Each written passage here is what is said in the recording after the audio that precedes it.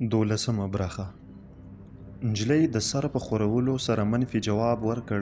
جمال کاسه څنګ ته کېښوده. پاڼې په حیرانۍ وویل تا دعا ونه کړه. جمال هغې ته وکتل. د نجلۍ شونډې وخوځېدې. ابۍ ویل چې دعا ثواب لري. جمال بالښت ته لاس ور وغځاوه. ستونی ستغ پرېوت او چت ته یې وکتل. وروسته یې ورو وویل ابۍ در باندې ګرانه وه. نجلۍ غولي ته وکتل، خو شېبه وروسته چې یې سر پورته کړ په خړو سترګو کې یې اوښکې رغړېدلې. بیا یې په وړه ژبه وویل زه به له ابۍ سره ګډه ویدېدم، هغې به ښکلولم، ویل یې چې راباندې ګرانه یې. ژړل به یې، خو کله کله به یې نکل هم راته وایه. د ابۍ مې یوازې یو نکل زده و. جمال په بیړه وپوښتل د مومن خان او شیرینو نکل؟ نجلۍ په حیرانۍ وپوښتل تا ته چا ویل؟ جمال یوه ترخه خندا وکړه. یوه شیبه غلی و او بیا یې شونډې وخوځېدې. پیریانو. نجلۍ څه ونه ویل. جمال وپوښتل نور څه؟ نو ابۍ دې در باندې ګرانه وه ها؟ نجلۍ لنډ جواب ورکړ هو. له دې سره ولاړه شوه. خیرنه توشکه یې وغوړوله او زاړه بړستن یې ورباندې واچوله. جمال وویل خوب درځي؟ نجلۍ غلې وه. جمال څنګ بدل کړ. لاس یې له لمپې سره ولګېد او لمپه ړنګه شوه. هیڅ هم نه ښکارېدل. جمال پر غولي ګوتې وتپولې. لمپه یې ودروله او کله چې یې اورلګیت ورته کړ پر خړو دیوالونو زیړه رڼا ولګېده. نجلۍ ته یې وکتل. هغه ناسته وه. جمال ورو وویل لاس مې ورسره ولګېد. نجلۍ بیرته پر خپل ځای پرېوته. شېبه وروسته یې خړې شونډې وخوځېدې. ښه شو چې کور ونه سوځېد. جمال وویل داسې زر؟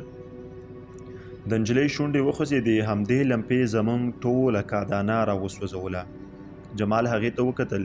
نجلۍ تر غاړې پورې په بړستن کې پټه وه. اوږده باڼه یې نیغ ولاړ و او د چت تورو لرګو ته یې کتل. وروسته یې په مړاوي غږ وویل زما پلار به هر مازدیګر کادانې ته تلو. همدا لمپه به یې هم ورسره وړله. ما یو دوه وارې لیدلی و. له لمپې نه به یې شیشه لرې کړې وه او اور ته به یې یو کاغذ نیولی و. د کاغذ له سره به سپین لوګي پورته کېده. پلار به مې همدا لوګي د قلم په نلکې کشاوه او کله کله به یې ټوخل. یو ماخستن کادانې اور واخیست. موږ غوا نه درلوده. په کادانه کې مو د پروړې او وچې رشقې پر ځای زوز ایښودل. همدې زوزو اور واخیست. ابۍ مې جړل. له څانه یې زر زر اوبه رایستلې او پر اور راګرځېده. خو اور مړ نه شو تر څو چې کلیوال راتلل. کادانه پاکه وسوځېده. هیڅ هم پاتې نه شو. سهار مې د لوټو او ایرو په منځ کې همدا لمپه پیدا کړه. شیشه یې نه وه. لمپه هم تکه توره ښکارېدله. خو ابۍ مې خپل ټیکری پرې تېر کړ او ویې ویل چې کار ترې اخیستی شو. ابۍ مې رازده کړل چې د کېناستو او ولاړېدو په وخت کې څنګه خپله لمن راټوله کړم، ځکه لمپې شیشه نه درلوده. د ټیکري په باد به هم مړه کېده او موږ ډېر پام ورسره کاوه. بیا مې پلار مړ شو. هغه ډېر ډنګر و. یوه شپه کور ته نه راغی. ابۍ مې جړل. زه یې ماخستن د ملا صاحب کره ورولېږلم. هغه د جومات په لاسپیکر کې څه وویل. بیا کلیوال راغلل. له ډېرو سره لاټینونه وو. دوی له جوماته ووتل او زما پلار یې په زړه کلا کې پیدا کړ. سړو سره وویل چې مړ دی. بیا یې په څادر کې کور ته راوړ. ابۍ چیغې وهلې او خپل تور ویښته یې شکول. هغه شپه زموږ کور ته څو ښځې راغلې. لمپه به زر زر مړه کېدله او په سبا یې د باسخان مور همدا شیشه راته راوړه.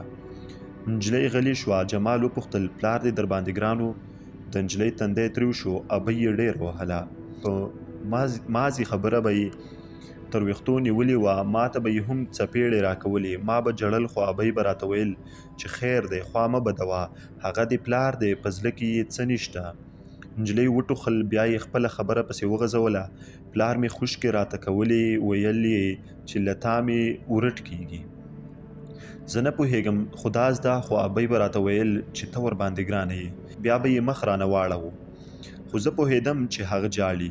ابۍ به مې ډېر وخت د ماخستن لخوا جړل. ما به د بړستنې له چولو ورته کتل. دی به یو کوچنی عکس سترګو ته نیولی و. له عکس سره به یې خبرې کولې. بیا به یې عکس پر خپل ټټر پورې ونیو او له سترګو نه به یې اوښکې تویېدلې. ما دا هر څه لیدل، تر ناوخته به ویښه وم خو بړستن مې له سره نه پورته کوله. پر ابۍ مې دا عکس ډېر ګران و. د ورځې به یې په صندوق کې ایښوده او د شپې به یې ورته جړل. خبرې به یې ورته کولې او کله کله به یې ښکل کړ.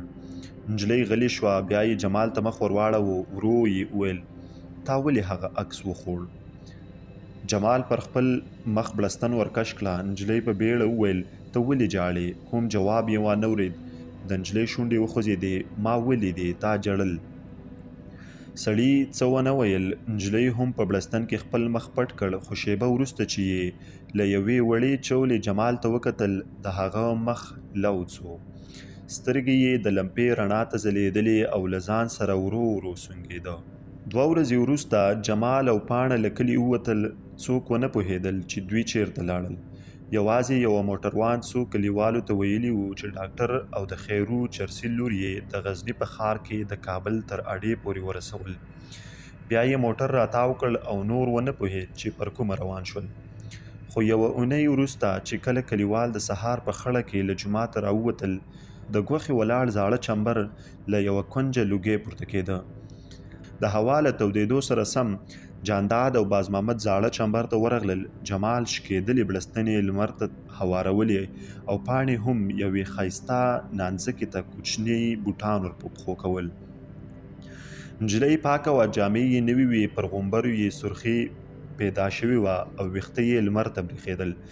جمال خپل پخواني ملګري ته غېږ ورکړه. باز محمد یې هم پر تندي ښکل کړ او درې سره پر یوه هواره شوي توشکه کېناستل. لویانو خبرې کولې، خو د باز محمد تندی تریو و او په خوشکه یې د نجلۍ په لاس کې نیولې لویې او ښایسته نانځکې ته کتل. دوی تر ډېرو کېناستل. بیا جمال پر یوه کوچني کاغذ ولیکل غواړم چې خبرې در سره وکړم. هیله کوم په برج کې به د چراغ رڼا ستا د رضایت نښه وي. وروسته یې کاغذ باز محمد ته ونیو او ویل چې ګلالۍ ته یې ور وسپاره.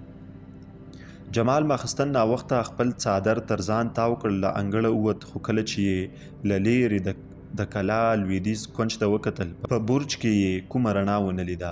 یوه اونۍ وروسته یې یو بل کاغذ باز محمد ته ونیو، خو دا ځل یوازې 2 ټکي پکې لیکل شوي وو. زه سبا ځم، غواړم چې در سره ووینم. ماخستن ناوخته په برج کې خپه رڼا ښکارېدله. جمال 15 دقیقې وروسته د کلا لویې دروازې ته ولاړ و. د ورو دروازه خلاصه کړه. د کلا شمال دیوال ته ولاړې کوټې ویرونکې ښکارېدلې. جمال د برج پر زینو وخوت. دړه یې ورو پورې وهله. ګلالۍ د غوړو پر یوه ټیم ناسته وه. پر اوږو یې یو پنډ کوټ پروت و. د کوټ لستوڼي ځړېدل او د چراغ تر څنګ یو پاسپورټ ایښی و. ګلالۍ هیڅ حرکت ونه کړ. ځمکې ته یې کتل او په تندي کې یې ګونځې ښکارېدلې. جمال هغې ته مخامخ د غرې پر زړه کته کېناست. ګلالۍ ته یې وکتل. د چراغ رڼا یې پر نیمایي مخ لګېدله او پر سپینه زنه پورې یې یوه رڼه اوښکه ځوړنده وه. جمال پاسپورټ ور واخیست. پاڼې یې سره واړولې. پاسپورټ یې په جیب کې واچاوه. ورو یې وویل نو ته نه ځې؟ ګلالۍ غلې وه. جمال ولاړ شو. د دریڅې تر څنګ ودرېد. په اسمان کې راڼه ستوري ځلېدل او د 2-3 کورونو چراغونه لا بل وو. پرته له دې چې ګلالۍ ته وګوري، شونډې یې وخوځېدې.